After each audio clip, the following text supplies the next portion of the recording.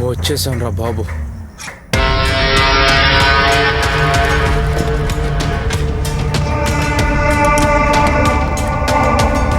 ఇప్పుడు నేను ఎలా మేనేజ్ చేయాలో త్వరగా రారా. ఏంట్రా? బండిలో ఉన్న మట్టి మీద పడింది. తెలుస్తుంది కానీ ఇవన్నీ ఏంటి? వీళ్ళ బండిలో ఒక టూర్కి వెళ్ళి వచ్చారు. ఒకడు వచ్చి గుద్దేశాడు. అది కరెక్ట్ చేయడానికి ఇది. మీరేం చేయలేదా? లేదు. మీరు లూజ్ రా, పట్టుకొని వాయించి వదిలిపెట్టక. అన్న వాళ్ళు చిన్న కుర్రాళ్ళన్నా, అందుకే. నువ్వు కొడితే వాడికి గుర్తుండిపోవాలి. ఇంకా వాడు ఎప్పుడు అలా చేయకూడదు. సరే వదిలే ఉన్నా. అదిగో వచ్చేసాడు. ఈ బండి ఎవరిది? మన టామ్ అన్న. ఆ బండి మన టామ్ వాళ్ళ ఫ్రెండ్దే. నాకు తెలియదు కానీ అది సరే. వీడెవడు? వీడే నా ఫ్రెండ్ టోనీ. టామ్, ఇతను స్టీఫెన్ అన్న. స్టీఫెన్ బాయ్, యాక్చువల్గా బండిని ఫుల్గా రెడీ చేయాలి. అంటే కలర్ కూడా మార్చాలి.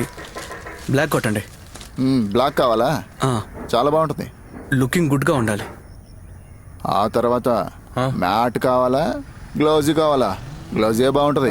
గ్లాస్ మ్యాట్ చాలు. అలాగే ఫ్రంట్ లో 2 స్కల్స్ పెడతా, చాలా బాగుంటుంది. వద్దులేండి, స్కల్ వద్దు. వద్దులే. స్కల్ వద్దు. వద్దా? వద్దు. అయితే వద్దు.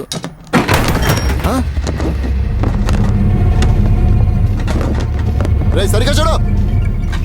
సరిగ్గా పంచాయి. స్క్రాచ్ పడితే ఊరుకోను. ముందు నా జీతం నాకు కరెక్ట్గా ఇయ్యి. కోపం మాత్రం ఏం తక్కువ లేదు. డబ్బులు ఇవ్వడం తెలియదు కానీ బిల్డప్ మాత్రం ఎక్కువ ఇస్తావు.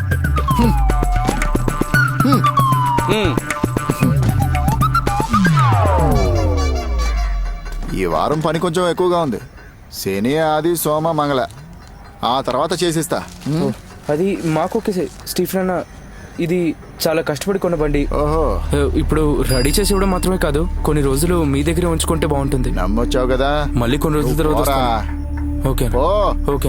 పోరా. రారా, పోరా. పదరా.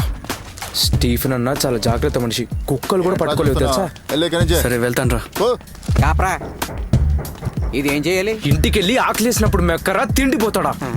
ఎక్కడ దొరికాడు వీడు నాకు. ఈ పిశాచిగాడు ఇంకా వెళ్ళట్లేదంటే